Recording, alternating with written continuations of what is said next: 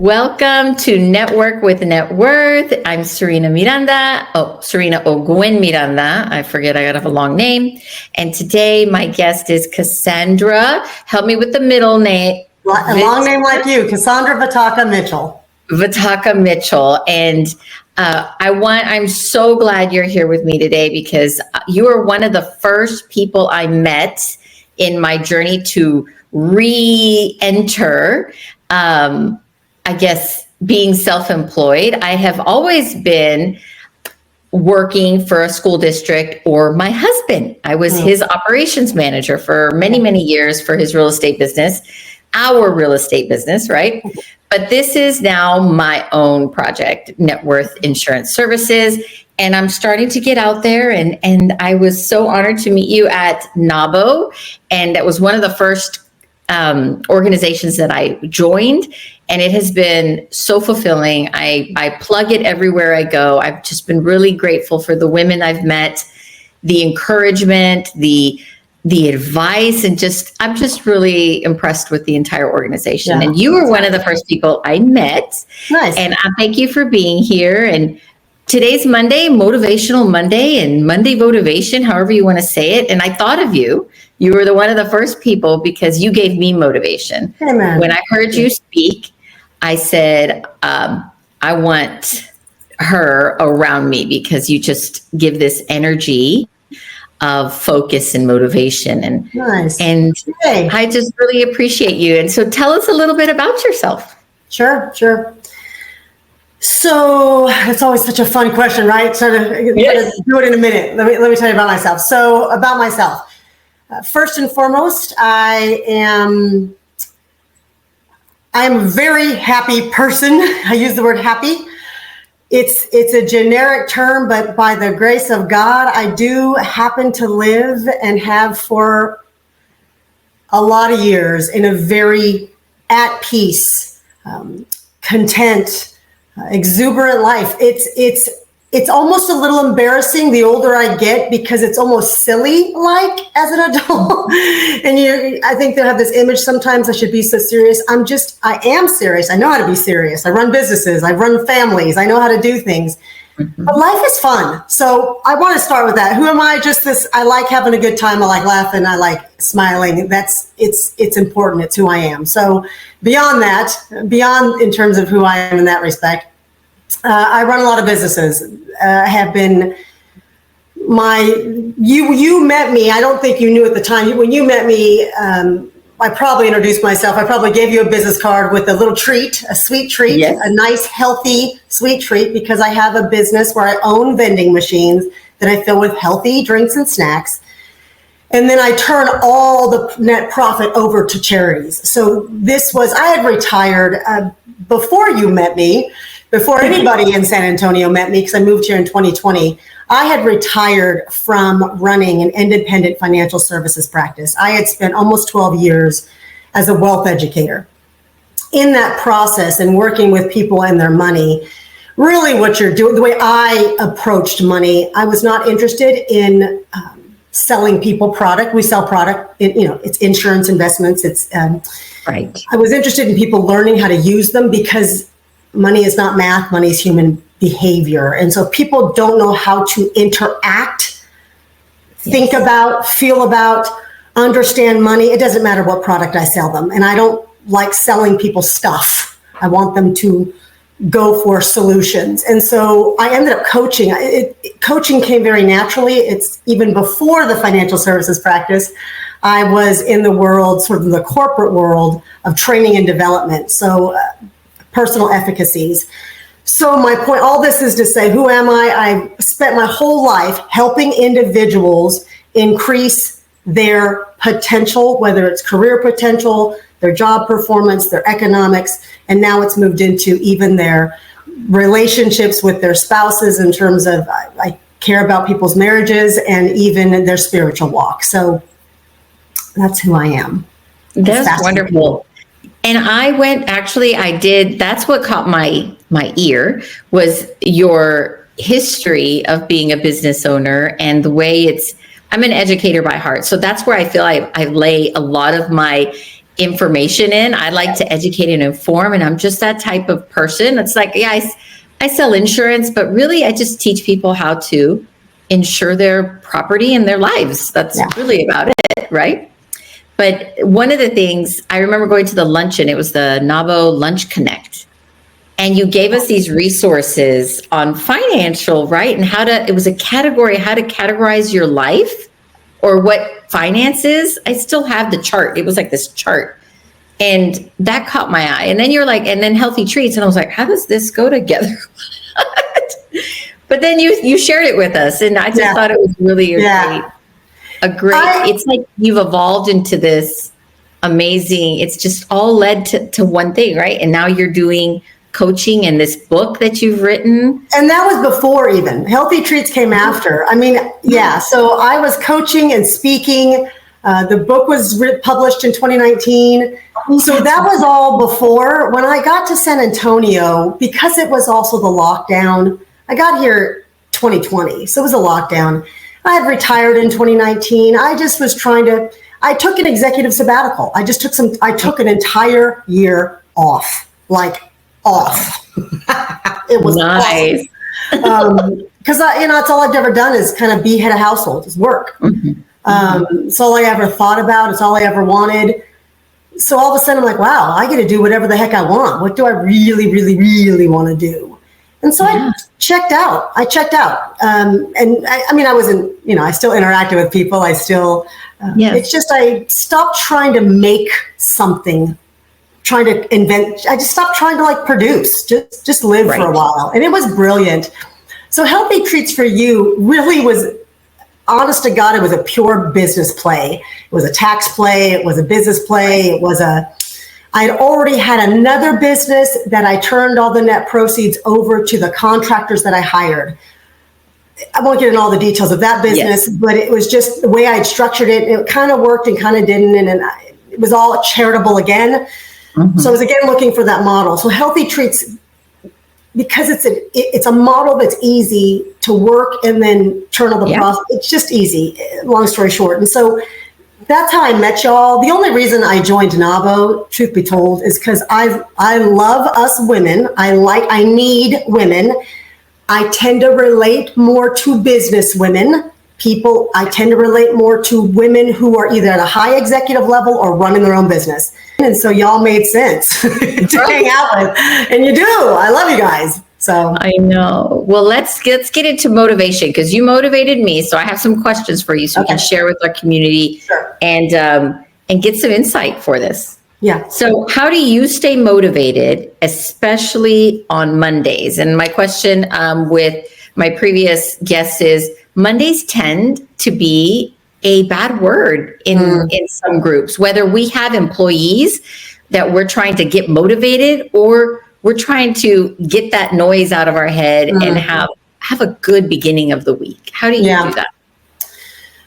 So, indeed, I find it sad that people approach the work week with that feeling of yuck, that I don't want to go back. That's a horrible place to be. My heart breaks for people who approach their work week that way.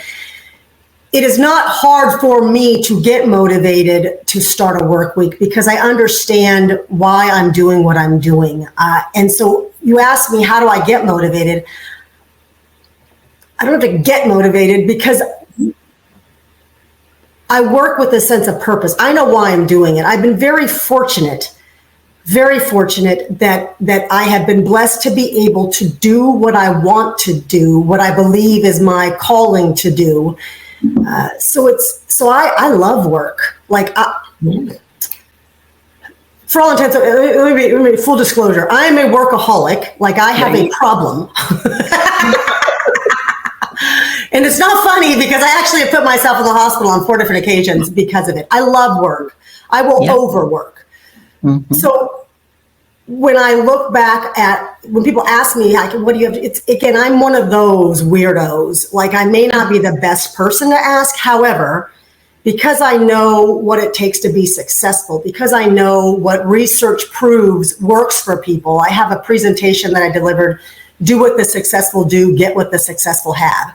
There are some truths about what it takes to get motivated. And I use these too, right? Again, so one thing in particular is you've got to know why you're doing it. Know your why. And it can't be money. It just can't. It's not big enough. The dollar is not big enough because no one at some point, I don't care how much you're getting paid, I promise you, it's not going to be enough. Right. Money is not enough. Research proves it. Of course, when I was, anyways, that's another presentation in terms of when you discover that truth. Right. You have to know why you're doing it, your personal why. So, but from a practical perspective, I do still practically have to get geared up. I have to get ready because it's a different mode to think about, okay, because there's to-dos and not every to-do, just because I can love work doesn't mean I love every to-do. Let me be real clear. Right. So for me, my work week, even though, yes, the 9 to 5 begins on Monday, for me, it actually sort of begins with my rest. I Shabbat. So I honor the Sabbath. For me, I recognize the truth that if I can put in 6 days of work, that 7th day, I truly, from sundown Friday to sundown Saturday, and for me, it's really sundown Friday to really about after the official church service on Sunday, it sort of goes there. I am not producing.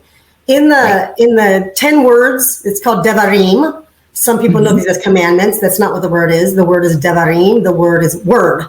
In the 10 words of the God I follow, one of those, these very strong instructions, if you want to lead a good life, is to Shabbat, to honor Shabbat, honor the day out. And honors, the key word there, it's him. It's this process of spending time with loved ones and spending time sort of connecting with my God of my understanding. And so how I get motivated, I do Shabbat because it allows me to sort of shut off my brain, shut off all worries, all fears, all trepidations, anything, and shut it off and just spend time sort of in the glory of, I'm pretty good about staying in the now anyway, but it's really checking out in that respect. So it's not that I'm not doing anything. I'm really spending a lot of time in the Word. I'm spending a time with my husband, with family, with whomever. And so that's a big practical thing for me. And I had to learn how to do that.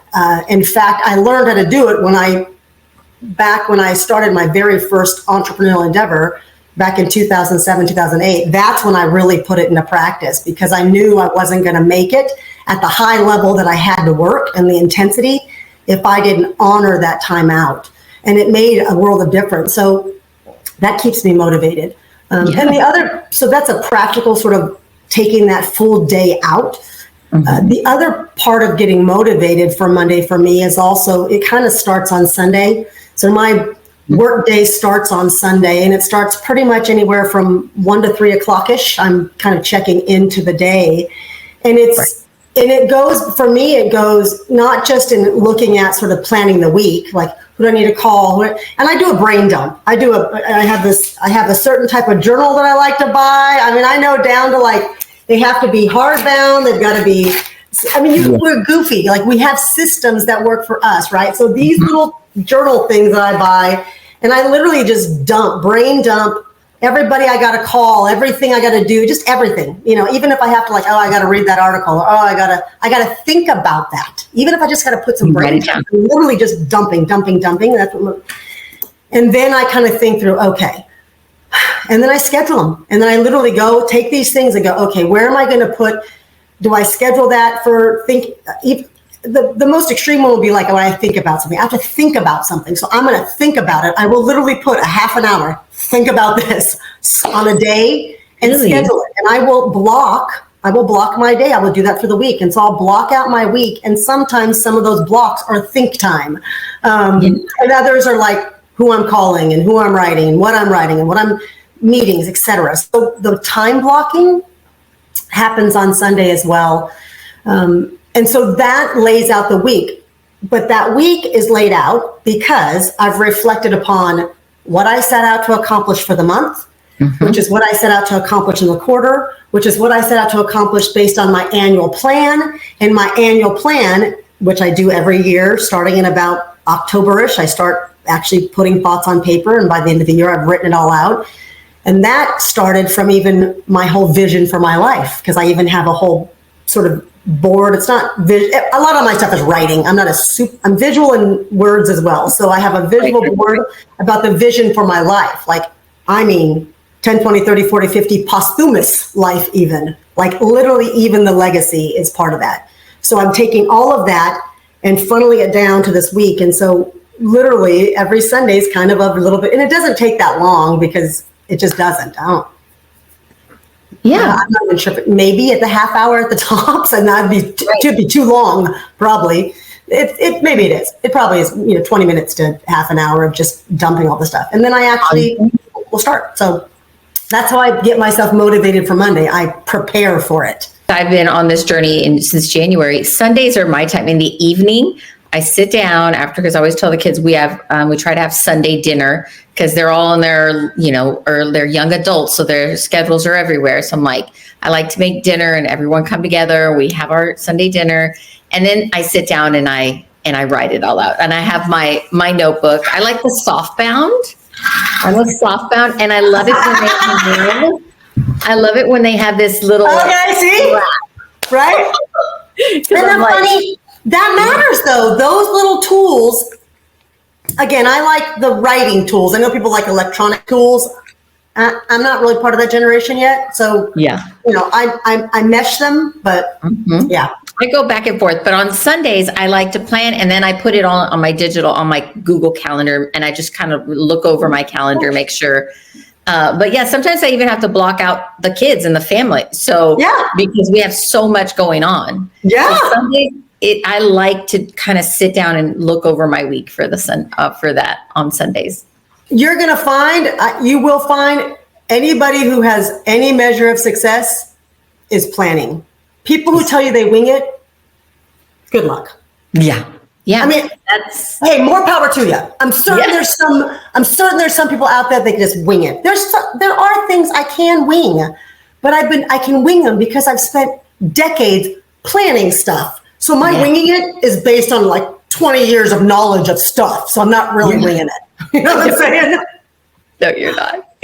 Oh, let's go to the next question. The next question was, we already kind of touched on your routine. So if you have a team, how do you transition what you're doing to help the team also stay motivated? Whether you have employees or you have people working for you to get projects done, how do you make sure that motivation is there for your team?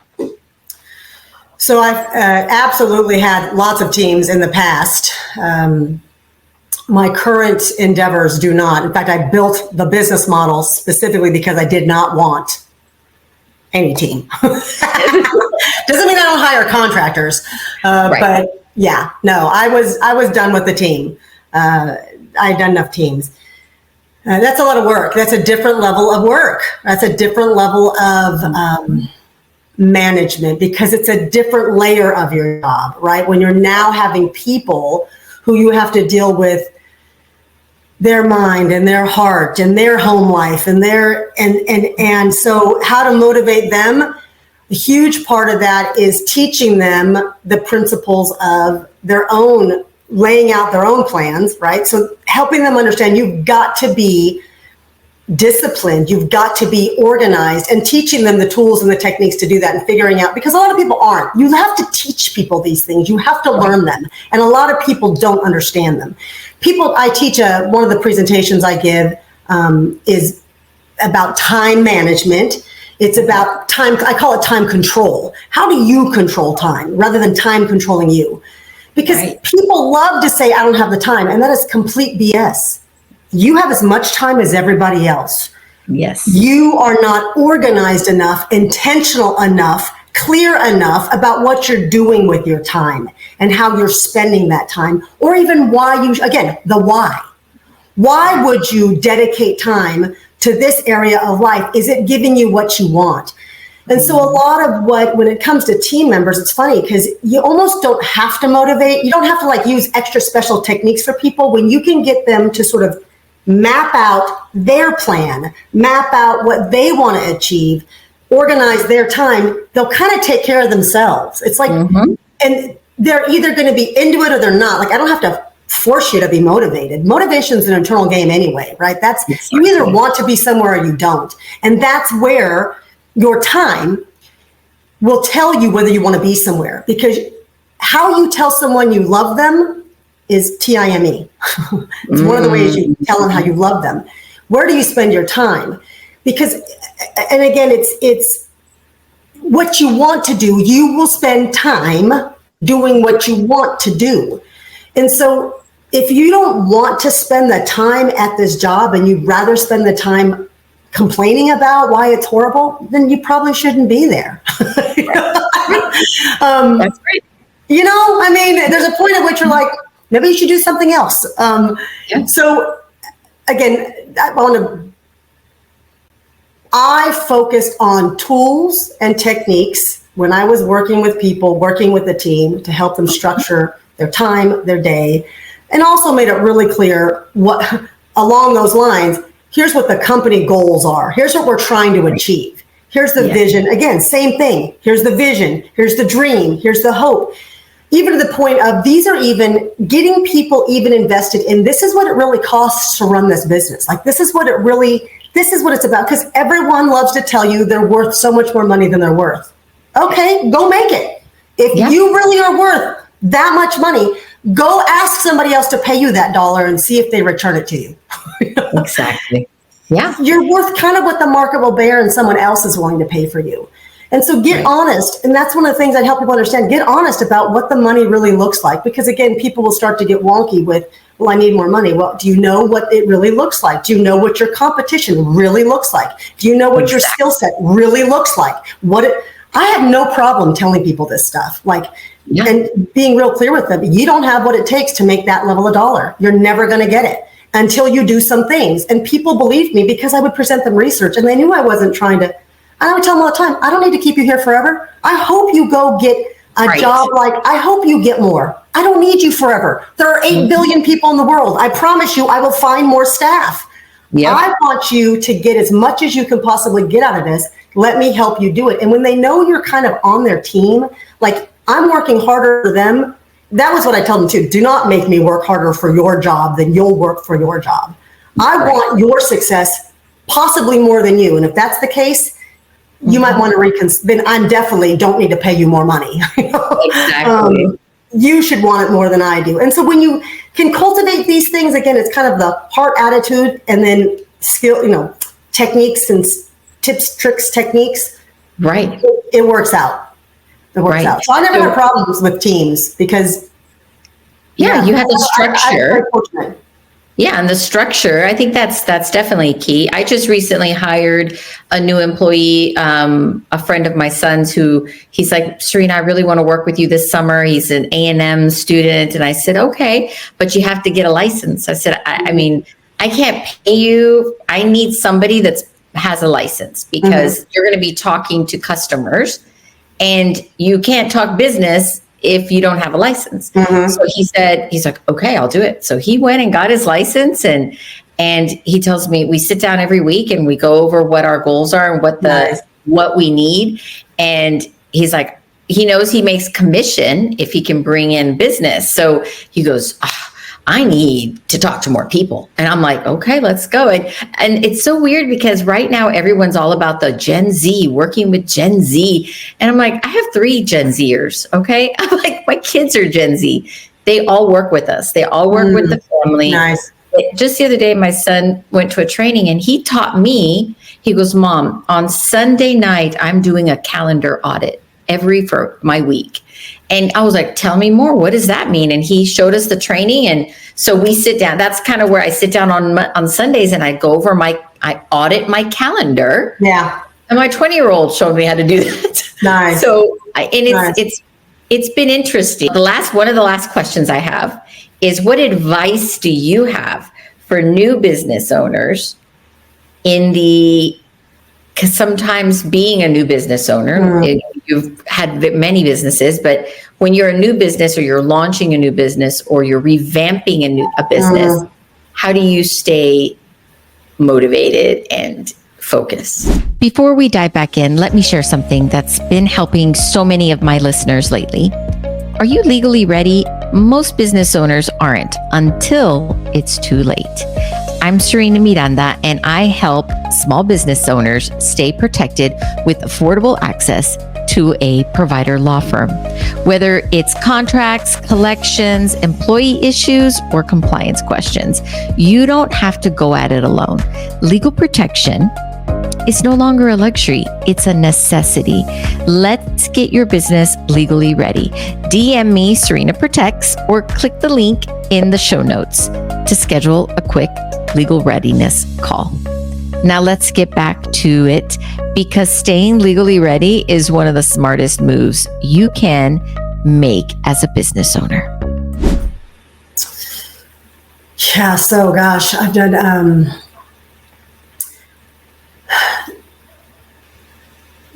it's wildly enough, the same answer. I feel like it's wild. I have thought about these questions, and just until you're asking me, it hit me. It remains the same. What are you doing it for? Why? Like, what are you going for? And that needs to remain in a weird way. You always need to kind of remind yourself of that, and it changes. Right. Like once you define it, stay in that space of definition.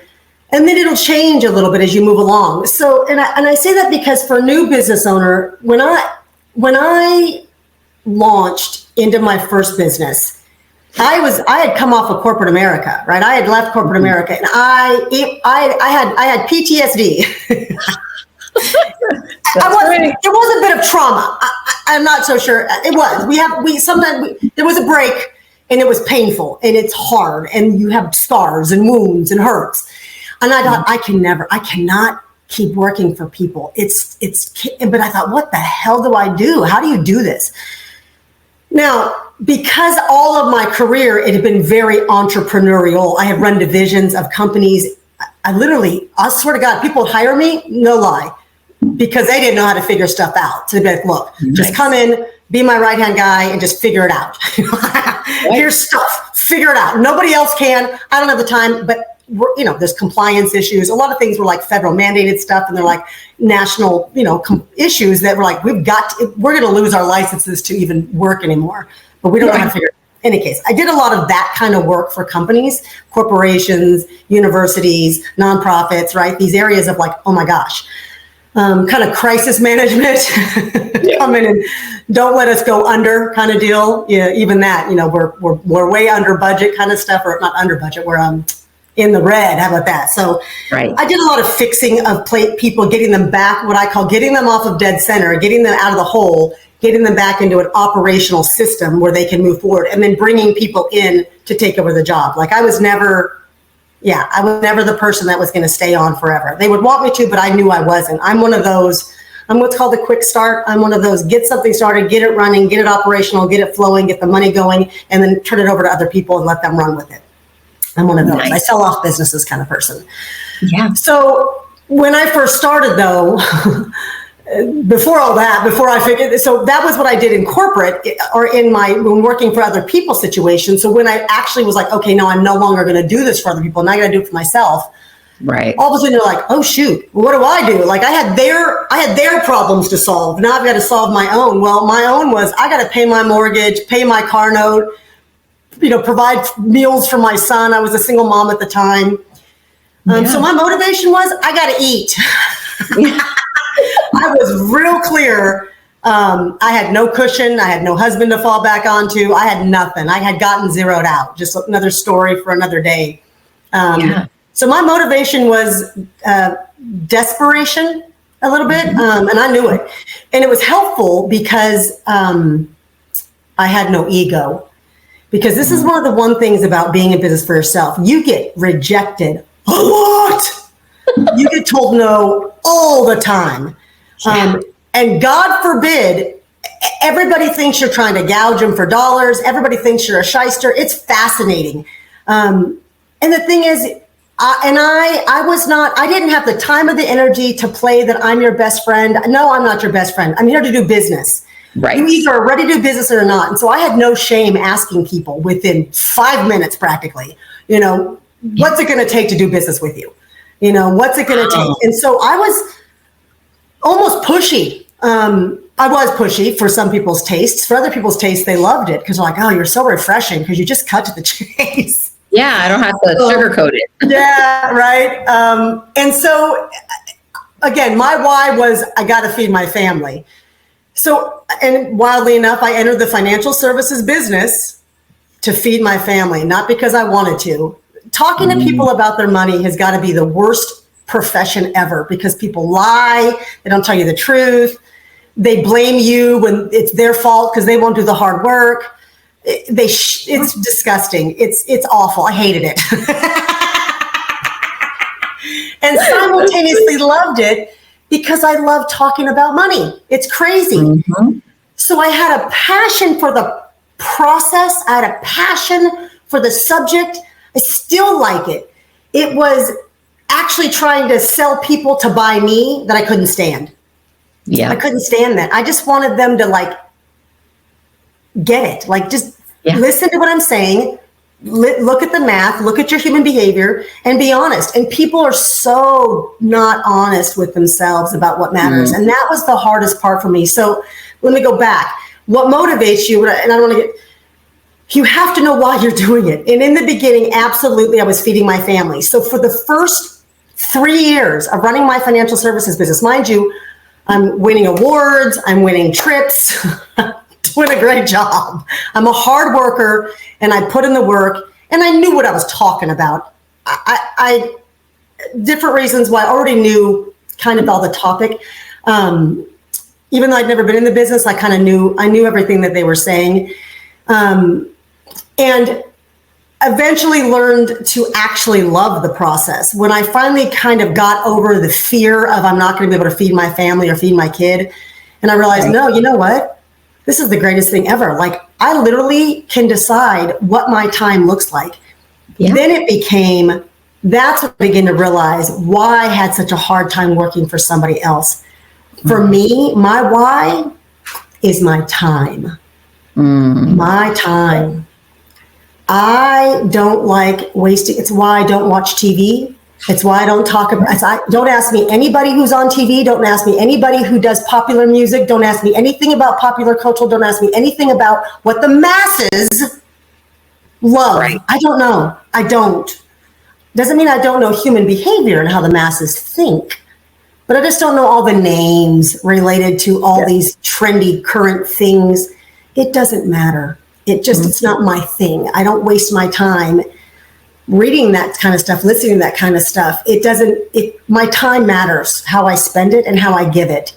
And so that's what I figured out. And so for me, again, I knew my why. My motivation was my time, how I spend my time and what I invested in. And so for a person who's in business, more likely than not, there's a reason why you're running your own business. You're either running your own business because you couldn't take working for a boss anymore, because there's something about that exchange and you got to identify what that is. A lot of what also is hard for me was the political game you got to play. There's a lot of politics. It is not the best man, woman who gets the promotions. It's not. Right. And truths, right? I mean, and the best men and women don't necessarily always want the promotions. Let's be real clear. So, and it doesn't mean just because the people are the CEOs and the CFOs and the C-suites, it doesn't mean they're not good at what they do. That's all I worked with was those people. But I'm telling you, there's a game. There is absolutely a game when it comes to working for other people. And I'm not good at that game. And I had to recognize that as well. And so these are things you got to recognize about yourself. And so figure out what your motivation is. Why are you doing it? And that will help, because when you encounter a situation, as we all do in life, where something goes wonky and everything goes astray, and you have to suddenly reinvent yourself. I've had to reinvent myself. I've literally reinvented myself because I've had like 4 different, vastly different careers. It's like you start all over again. And I know why I'm doing it. And so it's really not that big of a deal in the end to start over, because I know what I'm doing even though I'm in a completely different industry, a completely different topic, I'm like, okay, here we go again, but I know why I'm doing it.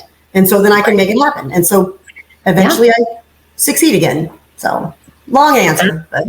No, that's wonderful. And it makes me think, right? Because when I left, I was an educator, and I left education. I went to work for Region 20, which was probably, I have to say, was my favorite of all my career in education, because I was working with the adults, right? I wasn't just now in a classroom, I was working with adults and at the state level and federal level. And my husband tells me one night, he goes, okay, either you need to quit your job or I need to hire somebody to help me, because it was growing in 2012. And I said, well, what do you mean? Quit my job. I was like, we survived the 2008 crash because he was a mortgage broker. And I wasn't ready to let go of that paycheck, you know? And he said, no, seriously, we've got enough. He showed me the numbers and he said, come on. But when I started, I said, okay, let's do it. So I took a leap of faith and I started working with him, and I had to come up with my why. Why was I working in this field that really wasn't my interest? Real estate was not my thing, right? Education was. I was a bilingual educator. So I had to figure out and when he said, well, what do you want your title to be? And I was like, I don't know, because I wasn't a real estate agent, but basically I was operations. So I was like, I want to be operations manager. So I was in charge of the onboarding of the people. I did all the people things because he's the numbers in the background. And I was the one that was recruiting and getting the agents onboarded. And so you're right. I had to come up with a why, because now I was in this business that I didn't create. And it's like, why am I here? And how can I make this a joyous adventure? Right. And it worked. It was from 17 to just this past 2023 that was my role. And then I told him, oh, by the way, I quit. So find someone else to do that for you. And luckily we have virtual assistants that are so capable. And I was able to train them. And now I'm doing this. Is what I want to do is create and brand and grow NetWorth Insurance. So you're right. The why is huge. That does give us 99% of our motivation is why are we doing what we're doing? And again, I say it all the time. Money isn't enough. Money isn't enough. You need it. And the thing is, when you know why you're doing it, when you know what motivates you, even though money isn't enough, let's be real clear. It could be your why. I want to make a lot of money. When I started my business, again, I went in financial services. I did it because I could make a lot of money really quick, and I needed to feed my family, and I couldn't go back to a corporate gig. I was like, I can't do it again. I gotta explore what it's going to look like. Again, it was more desperation. It was more trauma that was motivating it. So my why was I got to feed my family, so money, right? But then I began to realize, oh wow, you can make a lot of money. This is freaking cool, right? And I'd already made nice money. I mean, I'd made nice money. I'd made great money before, but I'm like, you can make a lot of money. Like, this is fascinating, right? And I thought, let me see. And then that became a motivation for a while. I was like, let me see how much money. I mean, I was still doing the same thing, but all of a sudden it was kind of the new, how high could I double it? Wow, I could. Could I double it again? I could. I'm like, mother of God, this is amazing. When I hit the second doubling, it was when I went, okay, I'm good. Like, it was a little bit of a game. It was my motivation for a while, if that makes any sense, right? So it's not that money being a motivation. It's not a wrong thing. I'd never made that much money before. I'd never seen those big numbers before. And it was great. And I loved it. And yay, right? And that's cool. And I accomplished that goal. And so then it became another one. So I don't want to discount that money can't be a motivator. Absolutely can be a motivator, but no, kind of what you're doing it for. Do you see what I'm saying? Again, for me, it was a little bit of a test of my own. It was more about, can I do it? Is it possible? Am I that good at what I'm doing? Right? It was a litmus test. And so again, like I said, after I hit the second doubling, I was like, yeah, I'm good. I'm good. It's enough. Yeah. So. Well, thank you so much for spending your time with me and with our viewers. And tell us a little bit about the happiness formula. Yeah. So The reason why you're hearing about it more is because I had to examine my why. Like, what am I doing this for, right? Right. So the book is called The Happiness Formula Book. And so you can kind of see it behind my head, whatever. But it's called The Happiness Formula Book, and you can get it on Amazon. And it is, so the book really is a sort of a segue into what I do or what I want to rekindle. So I am relaunching. You mentioned the word relaunch. I am relaunching my speaking and coaching, really more the speaking business, because I was starting to sort of travel around, be booked places. It was fun. And it's fun. So again, for me, a lot of my why is I love to, same with you, I love educating people. Like I want to spend all day educating groups of people. Like that's my coaching, education. It's just that groups, you can do a lot more than the one-on-one coaching. And so I'm still open to the one-on-one coaching. I'm doing that right now with a few different clients, but I find it more enjoyable to be leading presentations and giving people some tangible takeaways. It's fun. And I'm effective. I do appreciate being effective. Otherwise, it's not just about me. Like it wouldn't be as fun if it wasn't effective. And so the happiness formula, the book is about, it is research into what is it that people do to achieve the highest levels of happiness. And there is a formula, there's 3 elements. And sort of a lot of what I teach somewhat revolves around these 3 elements. And it had been even before I wrote the book. The book came kind of on the heels of a lot of coaching I had done. And it becomes almost like a mantra where I'm like, did you go through the formula? And eventually I didn't mean to write a book. It made sense. That's another story. But yeah, so the happiness formula is the book. It's still accessible on Amazon. And it really is about more, it lends itself to a lot of different types of presentations that are really about how do you individually, whatever your stage, whatever area of life, whether it's your career, your marriage, your spiritual walk, your parenting, how do you get the highest level of happiness in that area? And that's kind of what it's always about. Nice. So whatever the presentations are always about that. Yes. So I think it's great. I can't wait I'm going to order it because I saw your presentation at NABO at the luncheon and the statistics were really interesting. And I came home and I shared them with my husband and the kids. I'm like, this is this is a topic that I think people need to have a conversation about because unfortunately, there's a lot of not happy people out there in the world. Yeah, there's a lot of, not only just, like I told you in the presentation, it's not so much that people are miserable or depressed, but they're just, it's a little more painful than is necessary. It's possible. It is possible, right? I mean, you might not walk around some crazy, happy, laughing clown like me all day, or my dog who's driving me crazy here. Right. But it is possible, even, and I say this a lot, even amidst the storms. And that's the part that is mind blowing, is even amidst some deep, real, legitimate, viable, scary pain, you can be at peace and you can find the contentedness of life that's available. And so that's what I desire for people. And it takes a while. It's not like, in an instant, but in any case. So yes. Definitely. Well, thank you so much, Kasandra. I really appreciate your time and sharing all this great nuggets of knowledge with us and to stay motivated and just know your why. I think that's the biggest takeaway here. My dog is barking up a storm, so it's a good time to say bye. Thank you very much. Bye. Bye.